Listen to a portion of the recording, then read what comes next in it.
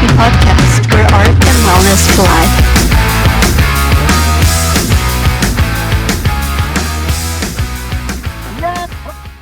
Hey. Lürxx, and we play Nature Warrior Glam Punk. Well, oh my gosh, welcome back then. Well, I guess welcome you for the first time and welcome everybody else back to the Healthy Metal Hippie. We are super excited to have you guys here today to talk all about the Lürxx, all about mental health, nature warrior, glam punk, how it all combines. And honestly, thank you so much for being here today. It's our pleasure. Would you like to give a little introduction to who you are and how you wound up here in the UK? Oh, wow. Okay. Yeah. Right. So I'm Xavi. I'm Sunny. And we've been knowing each other ever since we are 12 years old. So we met in school and it was an instantaneous, this is the missing half of, this is the person I've always missed in my life. So we met and it was clear we are twins. So we've been twins ever since we're 13. And we pretty much instantly started making music together and went through different bands and different steps that then eventually got us to Hollywood and eventually got us to the UK. But we've always done everything together. So ever since we're 13, we've just been inseparable, like truly true twin magic. Actually, people for a long time would just always assume that we are twins because we're kind of like same size as well. So it kind of helps the illusion that like the two of us, we're both quite small, especially by American standards. So over there, it was just like, these two tiny little people. So yeah. We've been called hobbits. Yes. Hobbits. Yeah. Yes, because, yeah, and like hobbits, we're out to save the world, right? Like from the evil powers. So that's cool. Yes. Well, I told you when you sent me an email, I was just so excited and just intrigued by everything that you had to tell me. And I just felt like there's some secret magic brewing that the world needs to know about. And so I've honestly been really, really looking forward to doing this. So cool. It's fabulous. So, like you described the music as being nature warrior glam punk, which I'm kind of like, okay, yeah. What is that?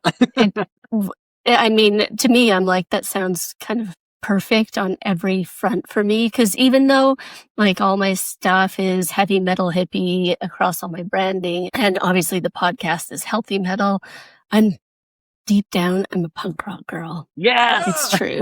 So that's really for me. That's my first musical imprint. I would say is probably punk rock because when I was about 4 or 5 years old, my mom sang in a punk rock band, and she was very much. We were living in Berlin at the time, and so it was a very underground. It never amounted to anything out of the rehearsal room, but it was. I remember her taking me to these rehearsals, and her big hero was a German punk singer called Nina Hagen. I don't know if you heard of her, but she was just very kind of like cutting edge, coming from sort of an opera background. So my mom comes from a classical background as well, and so.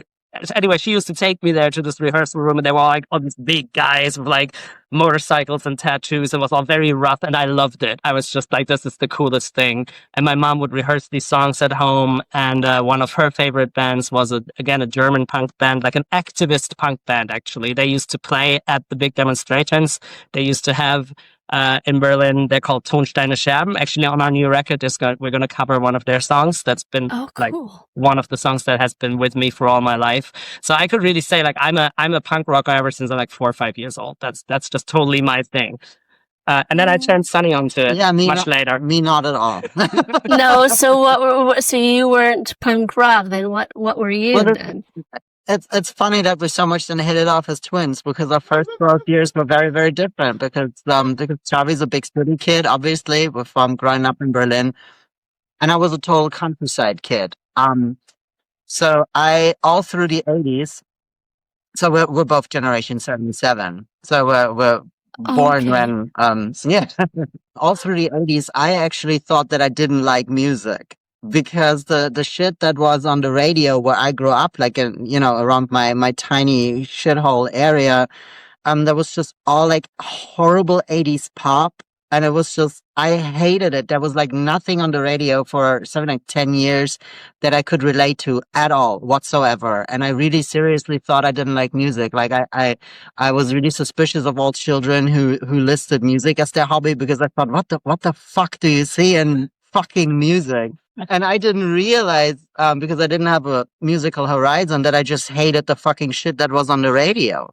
There was other stuff out there. I didn't know there was other stuff out there. Yeah. So when I then met Xavi, like, he for the first time actually showed me kind of like the stuff he was listening to, and I showed you the Beatles, and I so got into it. Like, I still remember the day when he brought his Walkman to school. Like, he was one of these Walkman kids. He'd be listening to music a lot, and he came from this really poor family, so he had this trashy Walkman with really shitty sound quality. Oh, yeah. And he put this Walkman on over my ears, and it was Across the Universe by the Beatles, and it was the version they did for some nature charity. I think it may have been Greenpeace, where in the beginning you have the sound of birds flying, and then the song only comes in, and it sounded really kind of wobbly and distorted because of his shitty sound quality Walkman. But it was such a magical moment for me. And it was just like, that was it. And it was so wonderful. And then we wanted to be in a band together. Yeah. That was it for me. Oh my God. It honestly, it makes me so happy because, okay, I'm like a massive Beatles fan to start with. So I don't know, just hearing all that, how it, the Beatles always change lives, and I think they will forever. Yeah. I think that's one thing. I remember one of the first presents that I ever gave you was the Ringo picture from, the White Album, where you have like the 4 pictures. Yes. And like, I didn't like Ringo. So it was like, I could part with the Ringo picture, It's like, I don't want to, I wouldn't have given you the John picture, the Paul picture, or the George. I was a huge George fan. But the Ringo picture was all right. I could part with theRingo picture. So I got that, and it was just the symbolic gift, You ended up your wall, man. I did. Music was gifted to me by Xavi In the form of the Ringo picture. Yeah, but I love Ringo though.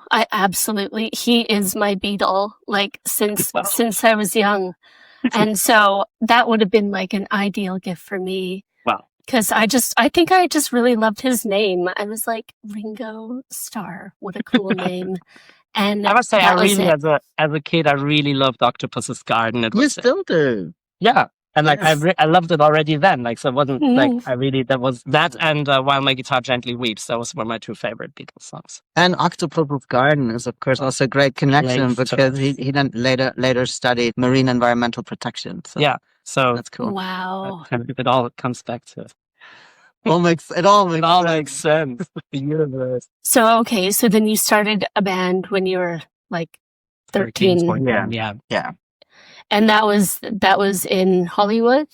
No, that was still in Europe. And the funny thing is that, I mean, we were just these gigantic Beatles fans. So we, from the beginning, really like from week 1, when we decided we were a band, we started writing our own music. We only years later realized that most people start out as cover bands, right? And we never had that idea really, because Lennon and McCartney were songwriters, so we were going to write songs. It was just like crystal clear to us. Yeah. That was, so we've always been a songwriting team ever since. That we could hardly play anything. We could play like literally 2 or 3 chords and we'd be writing our first songs, because that's what you do when you're in a band. You write your own music. Yeah. That was the only way we knew it, right? Yeah.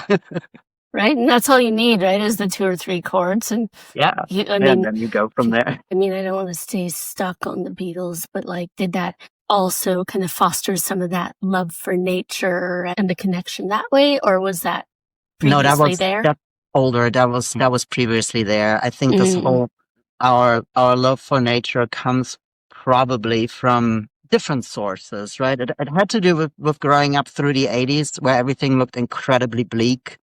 Yeah, I mean, like you had the big oil spills, you had Chernobyl, you had the acid rain, like it was all very like doomsday. When people nowadays talk about eco-anxiety, it's like we grew up with so much eco-anxiety, but no one talked about it back then. It wasn't a thing. So you felt very, very isolated if you had it, it, right? because people were not, they didn't realize we had the ozone layer thing. So like there were a lot of very, like I grew up seriously thinking, because my parents were quite involved in all sorts of activism. So I was very informed as a small child about all of the awful things happening. And I grew up convinced that by the time I was 40, that was somehow, I had gotten this in my head, 40. By the time I was 40, there wouldn't be any trees left. And like I would have to live in a world without trees. And that just used to make me so incredibly sad. And I'm always like, there's still trees. It's like, but so for me, it was, I don't know, like nature was just, and the need to protect nature, the need to do something for nature, and just like that deep love. I wanted to be an environmental scientist when I was like 6 or 7 years old. I asked for an encyclopedia for Christmas because I wanted to learn about nature stuff. And then my dad got me like this huge encyclopedia, and I loved it. And I would just like flip through it and just read all these scientific articles about. So like when I was 7 years old. So yeah, so that was really, really, it's an old thing. yeah, The love for nature. Yeah. yeah. So I studied. That was my second.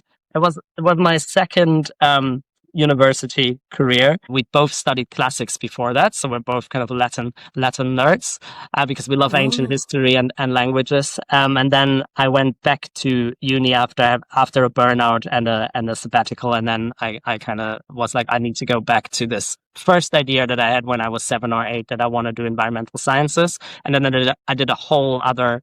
Like then I ended up getting a master in marine environmental protection. And that's also what I work in now, is environmental stuff. Like I do climate change outreach work within the local community. Does that all entail now for you? Everything. Yeah, I think we just like managed now to sort of just like draw all these different interests together, or like the things that have been important for us all through our lives, and sort of bring them together. Yeah. And put it into music, because our musical journey, we then started playing, like when we started playing, we played the 60s pop stuff, right? Like when we started writing, we wrote that 60s pop stuff as kids. I had troubles with my girl, she's so intellectual. So that was the kind of stuff we wrote. We would have been child stars in the 60s, like absolutely. But yeah. I think so. And then later. And then later, as youths, we then started really playing punk. So like when we were 16, 17, we had a punk band, and then we kind of gravitated towards heavier stuff, like listening to more metal, like Motorhead was a big one, and Sabbath, and with that we then went to Hollywood, because by that time there was just this huge Britpop explosion in England going on. We were at that time we lived in London. And that was a 95. That was when we were 18. And we realized that if you didn't want to swim along with that Britpop mainstream, there was just no space for you. So that's when we then left and moved to LA. In LA, funny enough, so in this gigantic city, that was the first time, when we really started to also put that nature connection into our music for the first time. When we were really living right off Sunset Strip. But what we did there a lot is that we walked up and down Sunset Strip like you just somehow just do when you live there. But we just looked at the plants. We looked at the snails and the planters. We looked at the hummingbirds and the birds, at pigeons. So I think we just perceived it in a really weird way, probably. I think Hollywood for us was quite different than Hollywood was for a lot of people. Yeah, and we wrote our first. We wrote a song back in '95 that was also on our very first demo that we did in '96, and it was called "The Age of Fish," and that was actually a song about evolution and about that we all come out of the water and we're basically all one. There's no distinction. Like all life on Earth is just like this one life, and there are no hierarchies. And even without knowing it, it was basically an anti-speciesist song before we knew that was a thing. And so you can tell that there was that seed in our music, but it wasn't something that we had really worked out as our main thing. Like we were still a bit all over the place with our music. We had a lot of songs that were kind of a bit sort of Lovecraft, pretentious ramblings about like nightmares and like that sort of metal imagery, like that was very kind of stuff, and a lot of fantasy tales and a lot of sort of societal critique, and then some of the nature stuff thrown in there. And then now second time around, when we got back into making music, then this nature thing has just become our focal point. So in a way, it's more like it's always been there, but now we've really brought it all together into our art. I mean, now you also just know so much more about it because you studied it, right? So, So one of our new songs, for example, is on our new record, is going to be about tree communication. It's about how trees communicate through the mycorrhiza networks and that kind of stuff we wouldn't have known before. And now we do. And I actually lead people through the woods in my day job and explain it to them. And we look at the trees and I kind of like talk about it. And then it was just a small step to saying, let's make a rock song about that. So, and I love that too. And I love how people are getting more and more aware of those things, like truly how connected everything is. And yes, how the trees all talk to each other and just everything. And I think it's really cool that you bring that out in your music as well, and just raising the world's consciousness. I really love that. Yeah, and it's very much our mission, really. And in a positive way. And I think that's where the glam comes in, because glam is so fun. Right? Like, it's just fun to be glam. Like, you dress up and you don't give a shit about if people think you're silly, and you just do like this. And I think that our music, even though we talk a lot about nature, and we also touch, of course, on kind of dark topics, because there are a lot of things that are problematic. But we do it with like a positive energy, and always with this idea of giving people positive experience, a fun experience. So they actually go out after listening to our music or seeing us live. They go out feeling empowered, and they go out feeling just kind of good, energized, positively energized, rather than just like, oh, I've heard a bunch of really depressing songs about like how the world is going to shit. I think that's the way to inspire change too, though, is like doing it with positivity and not doing it out of like doom and gloom and fear. That doesn't inspire change. It makes people just kind of wallow in their shit and be like, there's nothing I could do. But you guys are like, look at this, you could fucking do something. Exactly. Yeah, it's so impactful then. We were playing at a little local festival last summer, and the guy who was organizing it, after the show, he came up to us and he said to us, it's amazing how you manage to touch on all these subjects, but without making you feel bad, but in such a joyful way. Yeah, in such a joyful way. And that made me so happy, because that's exactly what we try to do. Yeah. Like, we don't want to run away from these topics because we need to fucking face them. Otherwise, they're not going to get better. Yeah. And, sort shit out. We got to sort shit out. So we can't ignore it. So we got to talk about it, but we just really need a lot of positivity to be able to have the strength to do that. Yeah. And that's exactly what we try to inspire. And so leaving people with that positive impact after one of your shows or after they listen to an album, I think that really positively impacts their mental health as well. And I know you were talking about the connection of all the music that you put out with mental health. Mental health has just been something that we have a long history of mental health struggles ourselves as well. And music has always been like one of the important things that you when you're not in a good space and you have a certain band, you just kind of get hooked on, and they kind of help you through that. So I think that realization that music can be incredibly powerful, like positive uplifter, and really change your life is something that we've experienced ourselves. I know that when I had my burnout, there was a Catalan band that I listened to a lot, which just became like a real, not only a lifesaver for me, because they were very kind of positive, energetic band, but they changed my life in a way that I learned Catalan. I actually moved to Catalonia, and I ended up living there for several years, all because of that band, because they had kind of opened the door to that world for me. And that was where I healed from my burnout and then was able to rebuild my life. So that was, I think, I will never forget what that band did for me. And I think the idea to yourself as an artist, you just kind of have this power to be that for people, no matter, like, they also, for example, they're not a famous band. They're just like a local band that, like, I just happened to come across them because their CD was in some punk catalog I looked at. So also this idea of anything you put out there, no matter if you're a big famous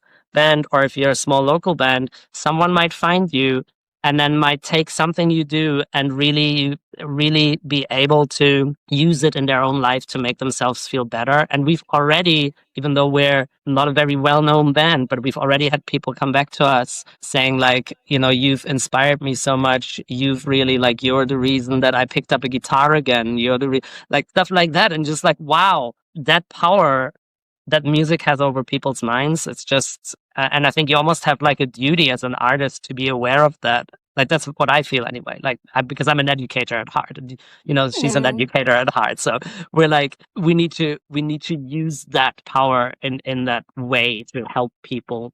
And I think I very much feel that music is the one, or like generally art, but I mean specifically music, it's like the one thing I can do to help make the world a bit of a better place, because I'm incredibly sensitive. It's like I'm hypersensitive. So like I actually have a history of depression. Like I used to, like for 10 years I used to struggle with quite a shitty depression, because the world is so shit, and I just didn't feel like I could deal with it, like because of all the all the suffering, all the shit going on, like all the tortured animals and everything, and I just felt I couldn't live in this world. Like I just didn't know how to exist in this world. And with a lot of help from my mom and a bit of therapy and Xavi also, I just learned to change my attitude. And like one thing that Xavi really managed to get stuck in my head is just like this idea of that we have the right to be happy, and that you should not let only the assholes be happy who aren't sensitive, and that's why they're not troubled. But like the good people have the right to be happy too. You can't give happiness only to the assholes, right? But you have to claim it for yourself too. So I really struggle with just being in this normal structure shit crap world out there. It's like I, for example, really struggle with going to demonstrations because of all the information that is there. It's like I know that for many people, going to demonstrations is like a great thing, because they just feel that the community lifts them up. Yeah. It doesn't lift me up. It just pulls me down. The fact that we have to go on the street and fight for the things that are necessary and for the necessary changes. Like I just wish there wouldn't be that necessity to go out on the street. And I just like for me, it's really, I realized that making music and putting my beliefs into lyrics and into bright melodies, that is just the one thing that I can do where I can really make a difference. So I'm just, also trying to convey this knowledge that healed me and put that out there for other people to find. Because that's what fucking saved me. It's like I was really in a shitty place. And right to happiness, helping people to achieve that. In the face of all the horrible things going on. And you've got that, like, you've got people, and it works. Like, you've got people, we have this really often after our shows, that someone from the audience will come up to us, always women, and will just like stand in front of us and say, "Can I hug you?" And because they're kind of overwhelmed by this other lady who said, "You sing my life." So we get this deep connection, which is just the most beautiful and amazing thing. But it's exactly that. I think it's because we just give unfiltered, we just give that from our own emotions. And like what Sunny was saying, like, here it is. Here is what saved me. Here is what I think can have a positive impact on you. And then you just get that back from people, and they kind of clock it, and they notice that something's shifting. So that's it's just super authentic and really, really deep. And at the same time, it's entertaining and fun. So it's just a great thing to do. I really feel that that's the best thing we've done so far. yeah, definitely. Yeah, I totally agree. Having that connection with music, I think most people could say that there's one band or there's something that sort of changed them or saved them or at least got them through a rough time, right? Yeah. And I always think like how lucky we are that we have music in our lives. And I can imagine how impactful it is when people come up to you and tell you the impact that you've had on them. There's so many things there that I want to touch on, because I'm like, oh my God, burnout. Oh my God. Yeah. Depression. Hi. been there, sometimes still go there. And, you know, I know a lot of the listeners that we have, you know, all have or are dealing with mental health struggles or trauma and all sorts of things that people are working through. And it's cool to have this community that you can, you know, support each other through, right?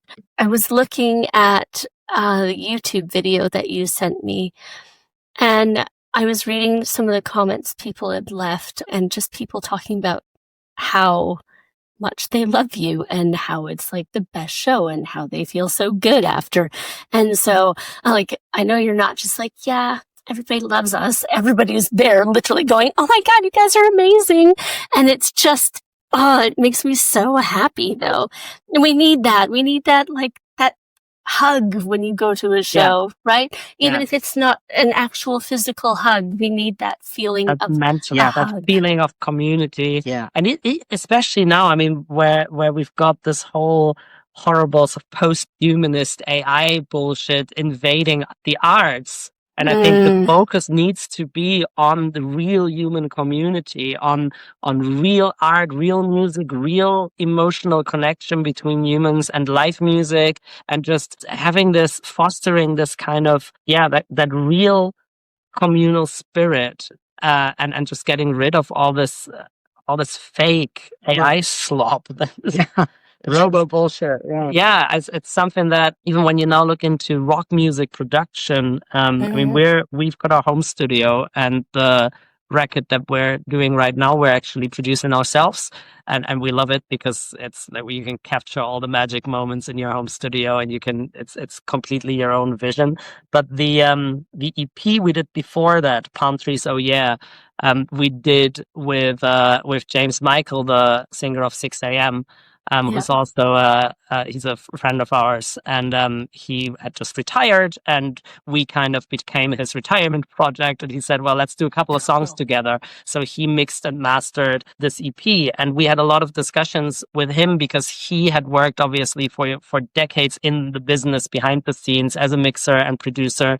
And he let us in on just what industry standards are, how much they clean everything up, how much they treat the vocals, how much everything is kind of streamlined. And then there's like one drum sound that the whole rock industry is using because that's what everyone's using now. So it was super interesting working with him. And he was like, from the beginning, I don't want none of that for you guys. Like, I want to capture that punky chaos that you're doing. And he did an amazing job at it. But for us, it was incredible working with such a high-level producer because of all the insights he gave us about the industry and industry standards. And we were just, at every turn, we're kind of like, we don't like this. We don't, we don't want to do that. We don't want to do that. We want to do the authentic thing. We're like, at our hearts, you know, we're like a punk garage band in the sense of we want the stuff to sound good, but we don't want it to be treated. We don't want it to be treated in a way that's not human anymore. So we're quite purist with these things. We will. Because for us, and James understood that, that's why it was so wonderful to work with him. Because for us, it's all about capturing this raw emotion, because that is where our message lies. Yeah. Right. And that it's about connecting between people emotionally. That's what it is. And you don't want to polish that off. No. You don't want to polish that. Exactly. Yeah, there's so much of that done. And I think people are actually really hungry for the real shit, right? Yeah. And I think that's also part of why we do end up hating so much that's on the radio, because it all sounds the same. Yeah. That's another part of it. But yeah, you want it to sound real, unpolished, and just more authentic. And it's easier for people to connect with that way. I also think that's like one thing that I love about punk in general is that it is chaotic, but somehow you just feel like welcome and safe amongst all the chaos, right? Yeah, it's a safe space. Yeah, because being a human, it's chaotic, right? I mean, we are not always super sorted on our inside. No, we're not. We're messy. We're messy beings. And I think you're absolutely right. Punk rock is like a mirror image of that. And I always felt that generally punk rock and rock music is just this this basin where as a misfit you can just kind of go and have a safe place. And that's why it's so horrible when mainstream kind of comes and grabs it and tries to make it all nice and polished, or when you've got people coming in who don't really understand about the values of an underground scene, and they come in and then you've got all of a sudden you've got the kind of racists and bigots coming in because they kind of come through a mainstream door, and then all of a sudden they're consuming the same music that you like, and you're like, hang on, no, I don't. This is not for you. This is the safe space for for people who just want to be who they are. And just that, like the level of, I think within the punk scene, especially the level of just tolerance for differences and just being your own self, no matter if you're being weird, if you're having a bad day and you go out to a gig or something and just don't want to talk to anyone, you want to just sit in the corner and just kind of be there, and people will just leave you alone. They'll just accept that, like they don't come battering you like all the time to somehow be sociable. And then at the same time, if you want to be sociable, you can be. It's just, there's this whole, I think that was amazing about the glam punk scene in Hollywood when we were there, because that was a really fun scene, because we came to Hollywood in 96. So when the Sunset Strip was dead, I mean, the Sunset Strip scene was gone, hair metal had come and gone, and it was really a scene of leftovers, you could say. Like people who still loved it, who still were doing it because they loved it, not because they thought they were going to be successful, because no one was going to be successful from that, like commercially successful, because that time was just over. Yeah. Right? Yeah. And it was great. We didn't know because it was pre-internet. So the reason we went to LA literally was because we had gotten into Guns N' Roses. Guns N' Roses had gone to LA. We were going to do the same thing. Like that made sense to us, our 18-year-old brains. That made complete sense to do that. We had zero idea what the music scene in LA was like at the time. We had all the Guns N' Roses biographies talking about like 10 years ago. So we're just like, yeah, whatever. We're just going to go there and do the same thing like what our heroes did.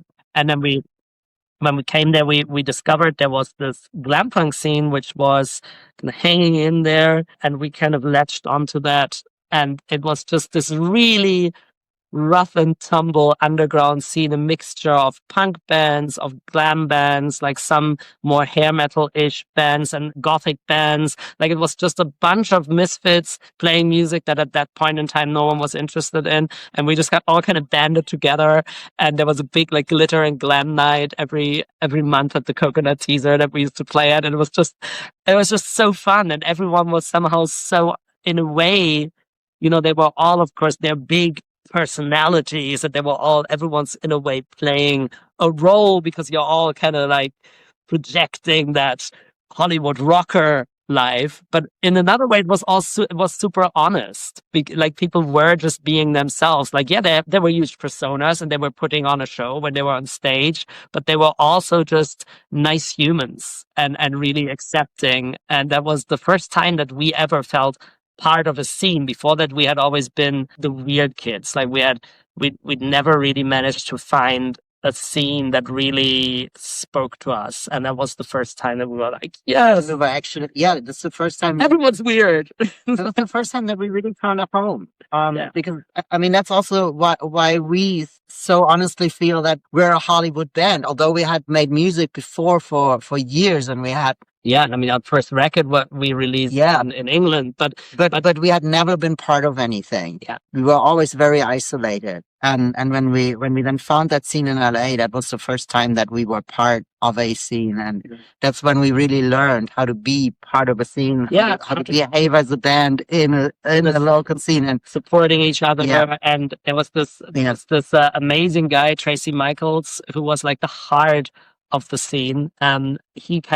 He was just super friendly. He was just super friendly. He has the bright green hair, mini skirts, and like he was the epitome of that scene. And he just welcomed us. He was so friendly to everyone. And when we were new there, we were kind of shy, like just these shy 18-year-old kids, just like fresh out of the plane, basically.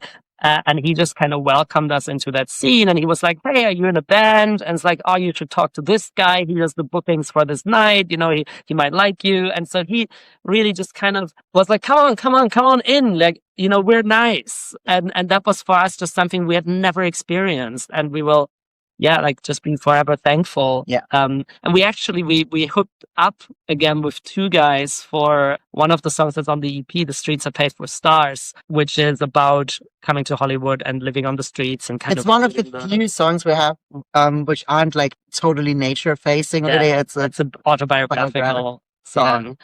And we got in touch with two guys from a punk band that we used to play with all the time. That was our favorite band. They're called The Mistakes. Amazing band. And it's so much fun. And they were a 3-piece band, and two of them we got in touch with, and they are actually singing gang vocals on The Streets Are Paved with Stars. So we actually got them to do some recordings. That's so cool. And we've got them on there. So that old scene is kind of coming back together. It was so nice to hook up. And they're such nice people. Like it's awesome. Really, really awesome.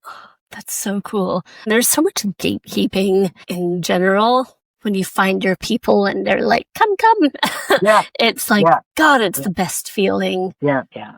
And it's something we really try to give to people too, because here where we live in Alton, there's actually quite there's a tiny music scene, because there's a college that has a music branch, and there's always bands coming out of that college. So there's a lot of young kids who are taking their first steps in bands. And then some of these bands end up sticking around, and kids start getting really, really serious about it and really try to take it further. And so we're friends with a bunch of these kids. And we always try to kind of be that big brother that we would have liked to have when we were that age. We always felt so alone before we then went to Hollywood. So we're always trying to, if they need any kind of advice on just band stuff that doesn't have to do with like the modern social media stuff, which obviously they are much better at it than we are. They're all gonna have more followers on Instagram than we do, because they know how to do it. But if it comes to like real like band stuff and how to find your voice as an artist and stuff like that, we always try to share very freely like everything we know, because that's exactly it. There's too much gatekeeping. There's like it should just be everyone lifting each other up, because we're not competing. And I hate this notion of competition. Yeah. And again, that's something that we learned in Hollywood, right? That like just in this scene, it was all about lifting each other up. There wasn't, you weren't competing, because there wasn't anything to compete for. Like that, no one was gonna get any kind of grand prize out of that scene. So I think that's the thing too. Like, say even you were competing in some way, you're still also different. So the only person, no matter what, that you're actually competing with is yourself, right? Yeah. I don't understand that either, like withholding knowledge or not introducing people or whatever. I just find it crazy that people pull that, right? Yeah. And so I love that you do that for all the local kids that are up and coming in your area. And it's so much fun as well, because you get to see them develop. And I just love it when kids get into making music. I mean, that's just the most beautiful thing. Like the arts, like if someone chooses the arts over, a secure career, it's like a wonderful thing. It's so tough, and you have to work so hard, and to be willing to do that. I think it's something that's so commendable, and you just want to give everyone all the help they can get, because oftentimes probably they're not going to get that much support from maybe their families who maybe want them to do something different, because I mean our youth was such a fight before we finally found that home in that Hollywood scene. We were just like so fucking alone, and we just like had parents torpedoing us, teachers torpedoing us. We were just in fight mode all the time. We were just, we were very, I think, looking back, we were probably extremely unpleasant to be around as youths. Oh, yeah. But we were just fighting. We were just kicking at everyone, because they were trying to make us do things we didn't want to do. And there was no support or understanding that we felt. Yeah, they were. They were trying to pull us apart. For example, we really had to fight for everything. We had to fight for our friendship. We had to fight for our music. We had to fight for. It was just like a continuous fight, and it's just nice if you're someone in a position where you can just lift people up, so maybe they don't have to fight as much. Yeah. It's hard when you've got opposing forces, from from every direction. Yeah, I mean, there's so much negativity. I mean, like really, as youths, we were also. I mean, we were so into drugs and into drinking because we just somehow tried to flee from all this aggression. What did you say the other day? It was the best option in a place where you had no options. That's right. Because yeah, because it was so much. It felt like such a dead end, and then of course you've got all the bad role models that are your heroes that are doing the drugs and the drinking, and then it becomes like a proxy. Like you can't do what they're doing because you're stuck somewhere where people don't support you, and there's no scene, and you have the feeling musically you're going nowhere because it's just a dead end fucking place you're stuck in. But what you can do is you can do the same drugs. And then that becomes that becomes like a proxy thing. And as soon as we were able to actually do music, and actually for us coming to LA was a lifesaver because we actually stopped doing drugs there. Because we were like, finally, we can do what we want to do. So we actually came to LA and stopped doing drugs, which probably is like the reverse of what happens to a lot of people. But yeah, usually it's like they get out there and then they're like, okay, drugs time. But yeah, no, for us it was absolutely the other way around. Yeah, we came from being such fucking fucked up kids. Yeah. Coming to LA when we were 18 and getting clean and sober. Yeah. Within like half a year. Or well, the sober took a bit longer. Well, but the clean was instantaneously pretty much. Yeah. Pretty much. So yeah, exactly. Because there we just didn't have to fight for everything anymore, and we could finally relax. We had people around us who. And it's funny you say out a bit. It was funny we could finally relax because on the surface it probably didn't look like it because we were there as illegal immigrants. So we came with a tourist visa, which we threw away, and it was before 9/11. So everything was a bit more relaxed. So we just kind of came in there. We had our one rucksack, our guitars, $1,000 in cash. And that was it. And then we threw away the visa. And our plan had been to get a car and live in the car because we had heard that that's something you can do.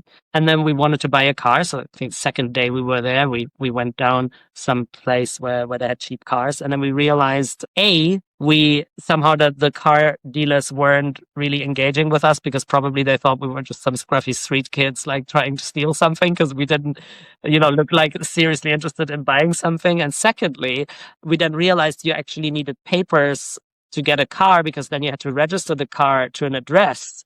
And of course, we didn't have an address. We didn't have papers. So like the car thing went out of the window.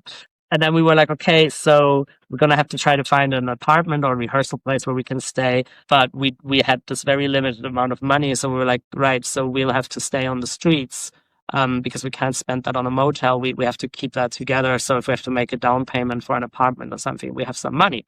So we spent about 2 weeks on the streets in Hollywood as illegal immigrants, always kind of trying not to draw attention to us so the police wouldn't pick us up. We had all our stuff in a locker at LAX. And we had to renew that locker every 24 hours. And for some reason, we never had the idea because we had arrived really early in the morning. So we had to renew the locker always really early in the morning. So we always joke we're like the only bums that have an alarm clock because we always had our alarm clock because one of us had to take the bus down to LAX to renew the locker. And we never had the idea to just stay there a bit longer and lock the stuff up later in the day. But it was just somehow nothing our brains were capable of. And then after about 2 weeks, we actually found an apartment because we found just one of these places where the landlord was just kind of like, like not so interested in papers or stuff. It was everyone in that house was like a weird person. That was great. So again, that was a bit of a coming home, finding like a community thing. So we were able to get that apartment, and then all our money went into the rent for that apartment, which was $500, which was a lot of money for people who didn't have any. The apartment still exists. Goes for $1,600 now. So yeah, you can tell. And it was just off of the Whiskey A Go-Go. So it was on Clark Street, just when you went up by the Whiskey A Go-Go. And it was actually the very house that Guns N' Roses had crashed at their manager's pad in. It's like in that very house, but we didn't know that at the time. Because it was pre-internet, we didn't know. So it's so funny, really, because we went to LA because we were such Guns N' Roses fans. But we never realized we were living in the same house. So what I'm getting at, this longish story, is that all our money then went into the rent, and we actually got Sunny's mom would actually wire us money for the rent because like she was probably like, I don't want these kids to be on the street. So we had the rent more or less taken care of, but we had pretty much zero money for food. So there was this whole summer where we just had no food, and we would have to go every day. We'd have to go beg for food. And that took up a lot of energy. So on the surface, it didn't look good at all. I mean, on the surface, it was like we were starving. We were, we had to beg for food. We were illegal. We had no prospect of changing that status ever. But on the inside, we were feeling like the best we ever had. So, it Because was, we were finally able to just set up our life together, what we had just always fought for. And it was an insanely positive time. Yeah. I got rid of my eating disorder because I had an eating disorder before in my youth, and then the fact of not having any food just completely cured it. Because if you I mean, the eating disorder is all about control and rationing your food, and then when there is just no food to be had, it completely I never struggled with it again, because it was like when there was food, you were going to eat it. You were not going to puke that up. Like there's no way you were going to puke up that one hot dog that you managed to get off of someone. Like, it was all good. It was like a really tough thing to do, and probably looking at it from the outside, I guess our parents were probably terrified. It probably looked like we were potentially going to die at some point. But for us, they probably thought we were going. They probably thought we were going down, but we were going up. Yeah, We felt so much better than before. Yeah. That's so nice, though. Yeah, it sounds like that was like a massive turning point, and I can see why you still feel like, we're the Hollywood band. And so how long did you stay there? Bit over 2 years. 2.5 years? Yeah, 2.5 years. Illegal the whole time? Yeah. And that's then also Oh. kind of why we left, because we realized that There were two reasons that we left, really, wasn't there? Like, the one was that realization that because we were illegal, we didn't really have options. we were just somehow so confined. Like, we didn't even dare to tour outside of California, because we had heard that Californian license plates were often checked at the state line, because, like, people would just kind of think like, oh, Californians probably have drugs with them or something. So, like, they would just like check IDs. So we were very, and then anyway, we were so poor that we pretty much only ever toured within or ever played within a very small radius around West Hollywood. So we figured that was really limiting for us. We couldn't sign contracts, so just the idea of someone approaching us from a label or whatever and asking us to sign a contract, and then like, that moment we would have to admit we're there illegally, and then obviously like no label's going to take a chance on a bunch of illegal immigrants. So it was kind of clear that if we wanted to get anywhere, we had to go back to Europe, where we actually had the power to sign contracts and tour. Yeah. And then it was the time when Finland was really up and coming, because Him was just coming up, and it had a really exciting glam, sleaze, hard rock scene. And we had we had a self-organized fan club that we had built up, and we had this one girl in Finland who was incredibly invested in us. And I think she did an internship with this manager, and she mentioned us to her. And then this manager started to be interested in us. So it was like, okay, there's this Finnish manager interested in us. And we're anyway kind of thinking about going back to Europe. We had just found a new drummer who happened to be English. We met him in LA, but he was from Liverpool. So that kind of made sense, because he also wasn't a US citizen, so he would have the same problem. So we were like, okay, now we've got a European drummer, we've got European management interest, and this is like a good time to leave. And we did, and nothing happened, because we had been adopted by a big fluffy white cat who walked into our apartment one day and adopted us. And we took him, and we had him in a carry-on bag. He was called Ozzy. And everyone at the airport was just so enamored by him. That was all they were interested in. And the only person who actually asked to see our visa was this German lady from the Lufthansa, who was doing the check-in for the actual airline. And then we were like, we didn't know we had to keep those. Like these slips, we must have thrown them away at some point. We didn't know. And she was like, it doesn't matter. That is such a cute cat. I'll just make you a new one. And that was it. So we weren't even kicked out of the country. We were just allowed to leave with no problem. Oh my Saved God. by a big fluffy white cat. Saved by the cat. Oh my God. You know what?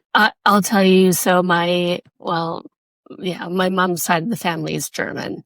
And when my great aunt came to California, she, in her 70s, got banned from going to America ever again because they forgot to stamp her passport. Could you imagine this cute 70-year-old German lady is like, no, you can never return. Oh, wow. Just That's crazy. insane. And so you guys got saved by a cat. Yeah. By a cat. Still wearing the cat ears here. Yes. Yeah, we've always, ever since Ozzy, we've always had rescue cats with us. So we've got Aw. 3 at the moment. So then we went to Finland. Then we had a massive falling out with management there because we had never had management before. We weren't used to other people taking the reins. No, I mean we were used to doing everything on our own, And it didn't go well. on our own terms, only ever. I mean, But it was also her fault that it didn't go well because she was but we're just also absolutely not able to cooperate. now. No, it was not. It's It did just not not work. it's not It a did not thing. work out well. But it was just a huge shitstorm. It started out really good. We came and we had, I think 3 days after literally touching down in Helsinki, we had these 2 really great gigs, one club gig and one festival gig, and people were excited and we were excited and it was really good. And then we got to shoot a music video and it was aired on the biggest Finnish rock music or music show on TV, which was cool. We got to be in a glossy magazine. So it started off really good with a lot of momentum. But then the problem was that our manager was just she was just only looking at the money. She wasn't really looking at building our career in a sustainable way. So the next thing she wanted to do was send us on a tour through northern Finland with one more band. We were all supposed to live in this Volkswagen bus together with this band we didn't even know. And it would have been 7 or 8 people in one little minibus. And it was going to be through Lapland in autumn. So it was going to be cold and dangerous. Yeah, the roads were going to be dangerous because by that point we also already saw that the kind of cars she liked to rent were the cheapest. And cars. we had made that experience because she once had to rent a car to get us to a festival. And she rented a car without brakes. Yeah. Right, it was really precarious, and we just saw ourselves in some ditch in Lapland, getting snowed in together with this band we didn't know. Yeah, somehow dying on the roadside. It's we just saw ourselves dying in some car crash. Yeah, so we were no, we don't want to do that. And also, these were going to be we had played some gigs like that already in the Finnish countryside and some pub where we were billed as the band from Hollywood to bring in people.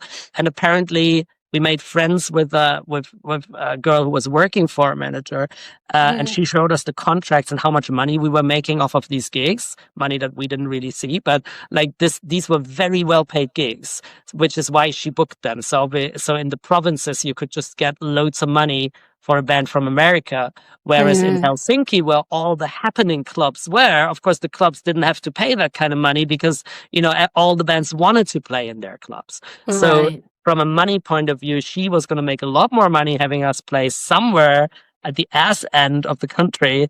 But we also didn't have any fans, whereas we had people who were interested in us in Helsinki, so we wanted to play for the people who already knew us. We were can we play in Helsinki? We want to play the cool Helsinki clubs. Where we have people who could actually come to our shows and who want to see us. And so we just had a fight. And so we said no to that tour. And then the other thing was that she had come up with, she had some connections and she had actually gotten us we had a record deal offer from Sony Records or a subsidiary of Sony Records. I'm not sure, but it was definitely something connected to Sony Records. And they were offering us probably I would say now with my knowledge now, it was probably a development deal, but it was very clear that we weren't going to have any kind of creative control over that. It was one of these things, young band, we looked very cute, could sell it as a sort of like a rock boy band type of thing to like the 12-year-old girls. That was sort of their angle. And they were going to bring in a songwriter, and they told us that we had to kick out our drummer because he was too old and too ugly. And they actually said that to us. And we were like, fuck off, like he's our friend. Like, and we're not interested. So we turned them down pretty much instantaneously. We were just like not interested. So all the money that our manager's already having like dollar signs in her eyes of all the money that she was going to get off of the record deal. Then it didn't happen. Then she was super pissed off. Then she said, well, then I'm not going to pay for the studio, because she had sent us into the studio to do some recordings. And we were like, yeah, but we've already done the recordings. So like someone's got to pay the studio, right? And she's like, yeah, well, I'm not paying it.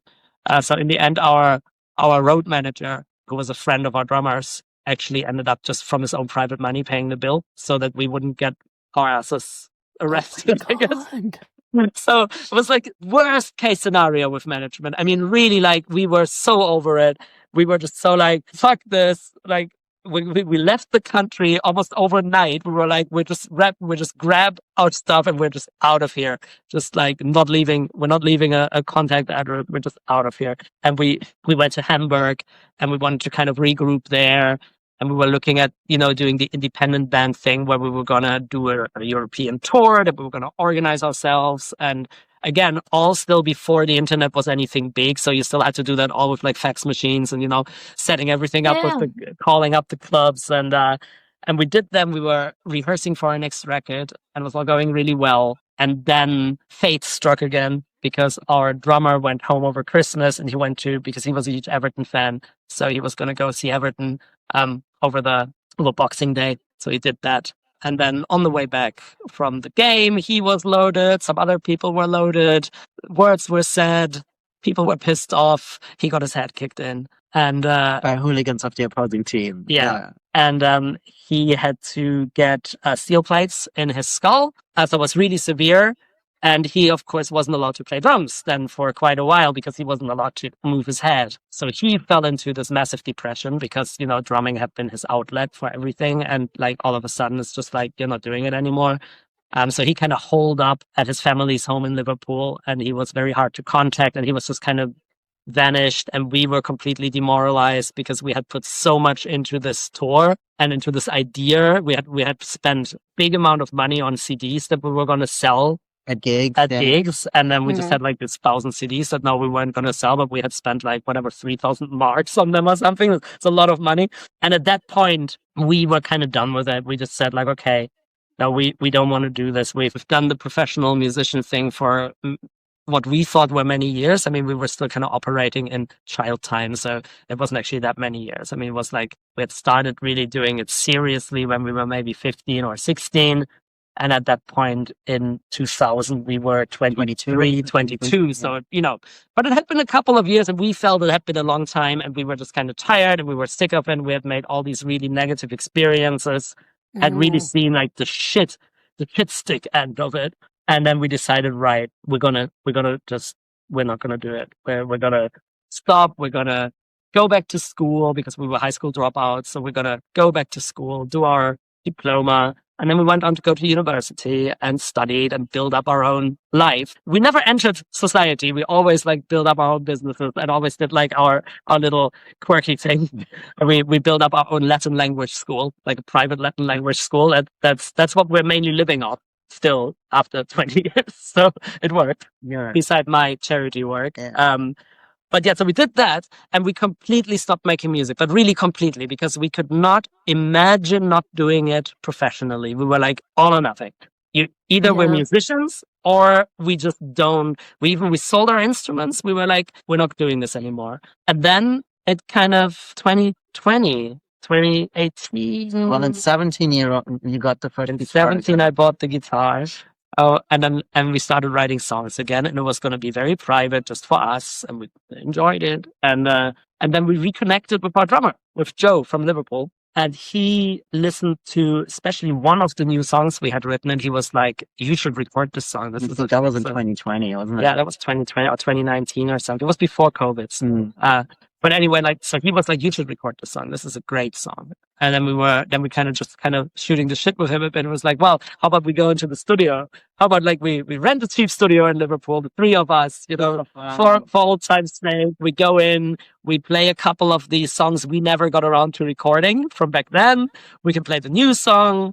And that then turned into our first record, Music for the Planet, which we actually recorded over COVID. Every time we were allowed to travel, we were like, right, studio time. Let's all go to Liverpool and do a couple of recording sessions. And then we did that record, and it was still like, we weren't thinking about doing it professionally, but we were having fun, and we were doing some gigs, but like just all small scale. And then we had that record, and we showed it over COVID. We had gotten to know James Michael through his online Zoom vocalist kind of group that his vocal coach was running. Right. And we had kind of become a little bit friends with him. We kind of just hit it off. And we sent him the record when it was done because we were proud of it. We said, look, this is what we've done. And then he was really into it. He really dug it. And then that was the first time we felt like, wow, like, a professional musician is actually digging this. This is cool. And then we just kind of on a whim, we kind of approached him and said, we have a couple more songs. Like, would you be interested in maybe, mixing them, mastering them to like a higher level? And then he was like, yeah, absolutely. Let's do it. And that's when we kind of got something in our brain just switched. And we're like, right. We are actually on a level where a professional musician is excited about our music. We are getting really excited writing it. We started noticing how we were applying like higher and higher standards to it, because all of a sudden we were slipping back into this professional musician mindset. Like it just wasn't a hobby, and it completely escalated. It's like completely escalated. All of a sudden now we're spending probably, we've combined 3 full-time jobs now, but we're spending so many hours on our music again. We're treating it, we're really thinking of ourselves as professional musicians again, which is great, because you kind of notice when you park art, when you're an artist and you kind of take art out of your life and you become maybe an art fan, and you're still passionate about it, but you're not producing it yourself anymore, there's a massive part of you that's missing, even if you might not realize it. But it's missing. And when we started doing it again, it was like, this was what made us complete again. Like, I've been so happy ever since we started making music again. Yeah. And it's just an amazing feeling to finally be an active artist again. And it's like, now it's complete. Like, and now we're doing exactly the thing that we're passionate about. We're helping out people. We're spreading positivity, we're producing art, and at the same time we have our own jobs, which means we're not financially dependent on the art, which means we do not have to sign any contracts. We do not have to do anything we don't want to do. We're still going to look for label distribution. Like, we're still going to try to push our stuff out to a bigger audience because we believe it's worthy of that, and it's a good cause, and we want people to get the message. But it's not about earning money with it, and it's not about like being in that situation where you have to take any kind of shit they offer you, because we can survive without it. So that's powerful. Yeah, it's a wonderful situation to be in. Yeah, we're happy. Yeah, we're very happy. Yeah. And it makes me really happy. The whole thing is you dare to do it, and to do it your way, and to be excited about it. And I think it's very powerful. I think it's very exciting. And honestly, I think it would give people a lot of hope hearing your story, that like you truly can go through anything. And I still agree there's so many good things about doing it yourself versus getting yourself locked into a contract, especially early on. And I just love that you had the balls to say, no, we are keeping creative control. Go fuck yourself. Like, because so many people are willing to give it all up, but that's not what made you, and that's not what it's about. You to appeal to like 12-year-old girls and shit. No. Yeah. At least not only, it's like nothing. Exactly. But They're great. Yeah, but I work with 12-year-old girls a lot in my job. Like I do primary school workshops. So like, Yeah, no, exactly. yeah. They're great, but that's not like that's your only audience, and it's not like you need to be specifically tailored for that. It's like, damn. And so I just love that, and that renewed happiness that you've found in creating is just, it's so good to hear. It's so good.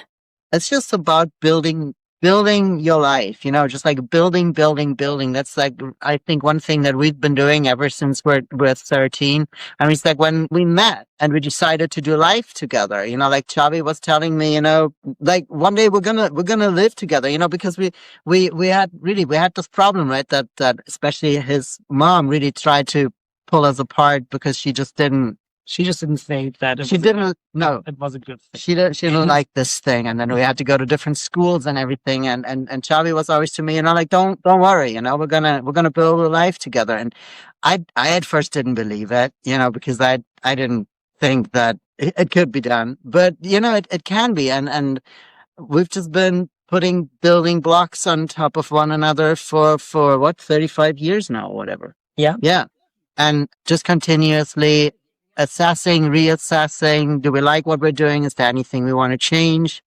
I think we've just always stayed very, very aware of this question: what do we want from life? And then you just keep building until it's cool. Yeah, we never fell into this kind of just following something because like I think what a lot of people get frustrated with is when they just kind of fall into something, right? They get a job and then they're in that routine, and then all of a sudden other things start to make the decisions for you in your life, and you just kind of swim along with it and try to stay afloat. Like it's just like you're continuously just dog pedaling, like just and you never have the time to really think like stop pedaling and just like, do I actually want to pedal in this direction, or do I maybe want to do something completely different? And I think that was something that we, for a lot of the time, we always had phases where we kind of got sucked under. I think otherwise I wouldn't have had the burnout. But but it was always 10 years depression that I had was also not great. Yeah, but there was always points where we managed to stop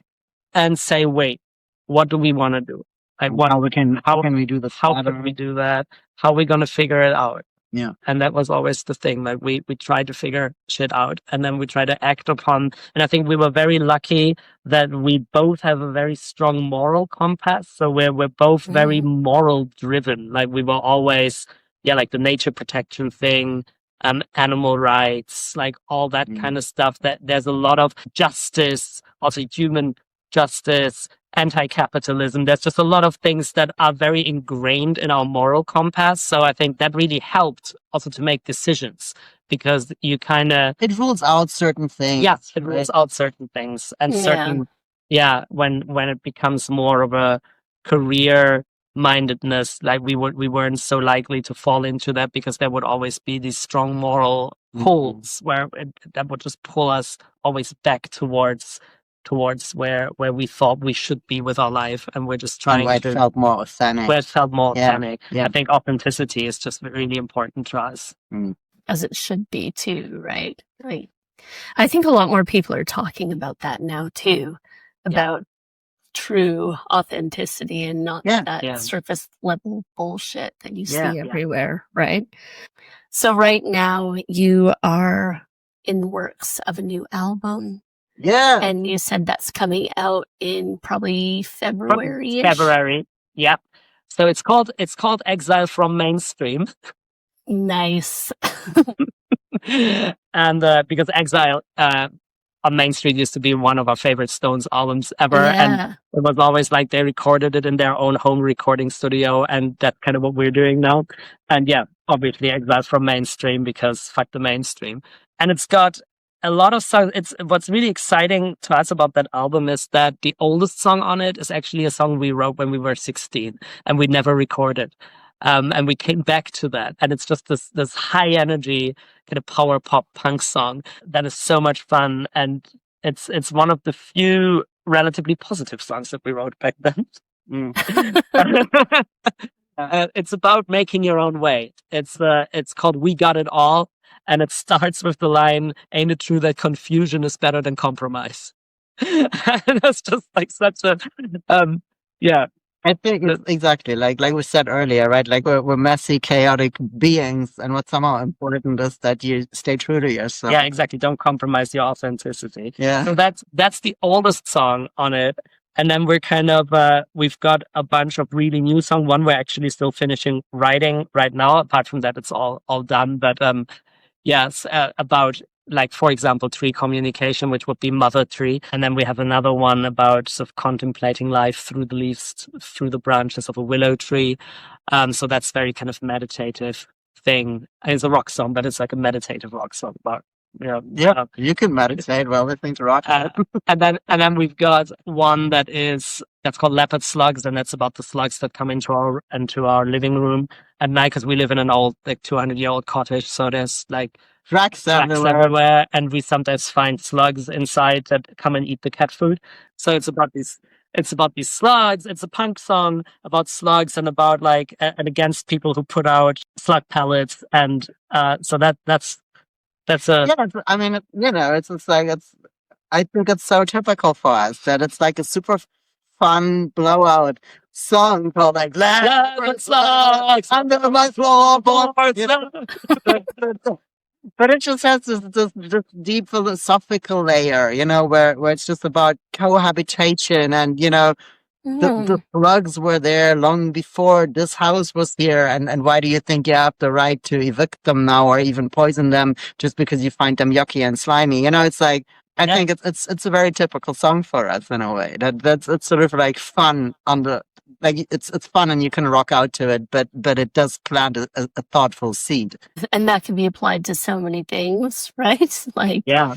And it's funny just talking about weird topics, because we play 2 cover songs on that record. One is that Der Traum ist aus by that punk band that I grew up with, and then the other one is Bugs by Pearl Jam. Which is probably, if you're looking at Pearl Jam's oeuvre, it's one of their weirdest songs. It's just like, I don't know if it's just an accordion, and it's very atonal, and it's very weird, but it's really cool. And we're doing kind of like a jazz rock version of it. But as soon as we play it within our oeuvre, it makes complete sense. It's not weird at all. It's like, yeah, it's a song about bugs. We've also got songs about woodlice and about larvae and about, like, it's so funny how you could take a song that is really weird in one oeuvre and then just take it and with us all of a sudden it makes complete sense. So we hope that's going to, like, get some smiles from people. It's like, it sounds like it will. Songs, why did you cover bugs? Because it makes sense. So now I'm really excited to hear the album. Will you have it for sale online or at tours or? That's a good question, actually. So we're not on Spotify. We took all our music off of Spotify because of that whole investment in military technology and the donations to Trump's inauguration and generally the bad pay for the artists. So we initially had our stuff on Spotify, but we were like, nah, not doing that. So it's not on Spotify. It is on some other streaming. It's going to be on some other streaming platforms. So you can listen to it for free. Stream it. We also make it available for download on our website. And we generally have this approach to both our music and also our band merch, that we make it all pay what you can, because we don't depend on it financially. That's one of the big things that you always sound like we're so wealthy. Well, yeah, no, we're not wealthy at all. We're just about scraping by, but we're not budgeting with our music making money. That's what I like. Yeah, right. we're just fine with like living in a in a we don't need much place money with the broken roof. Yeah, but no, we don't need more to be happy. We're not interested in money though. No. But so what we do is basically we figured. We know what it's like if you're always the poor person who can't afford the stuff, like at concerts, or like who can't afford to buy the record. So we make it all pay what you can. So basically, no matter if it's a band shirt or if it's a CD or something, we have it all on our website, and people can just choose whatever they want to pay. And if they can only afford to pay like postage, or if they can only afford to pay £1, they can get they it. can get it. Yeah. And if anyone wants to pay more, then they're welcome. They can pay more. Yeah. So that's how it's going to be. So we're going to have it on Bandcamp as well, but we mainly try to direct people to our website, and there they can just get whatever they want. They can get downloads, and we will have a couple of actual CDs as well, but we're always trying to not produce too much more stuff since we want to be sustainable. So generally we're trying to be really creative with our merch and find cool sustainable ways. Like, for example, our band t-shirts, I'm really proud of. They're really fucking awesome, because what we do is we go to charity shops and just buy blank t-shirts without print, and then we just hand print them. So we have these beautiful lino cuts we're making ourselves, and then we just print them.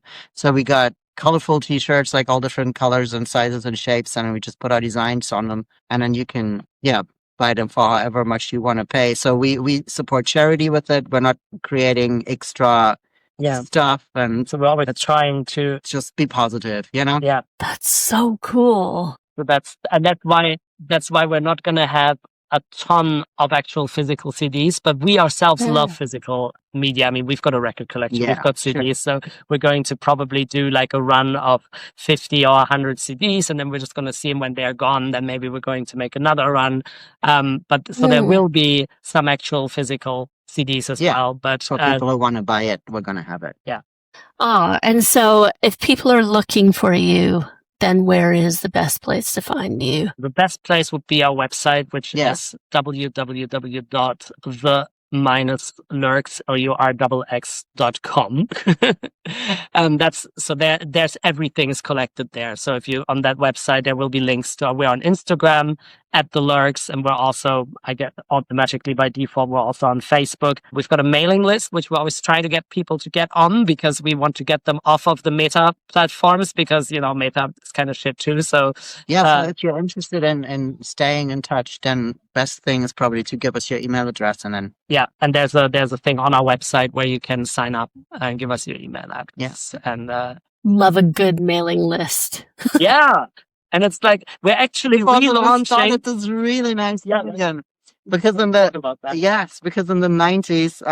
90s, pre-internet, we had paper stuff that we sent out to our supporters, and we just started doing that again. So we just started. So this is our newsletter, and that's issue number 9. Issue number 8 came out in 1999, and we're basically, if people want to go really retro and actually receive a paper newsletter in the mail from a band, we're going to send these out a couple of times a year. They can just email us their address on recycled paper. Exactly, and this is just like handwritten and Xerox, just like what we used to do in the 90s. So if you give us your so cool. we're gonna send one to you. Yeah, I'm signing up immediately.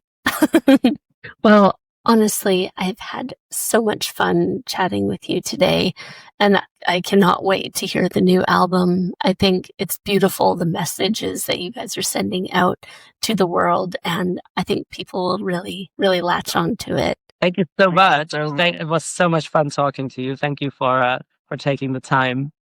It is 100% my pleasure. And we're going to put all the links into the show notes so that people can come connect with you. And again, thank you so much for being here today, and we will talk to you soon. Thanks so much for joining us on the Healthy Metal Hippie podcast. For more ways to connect, go to www.healthymetalhippie.com.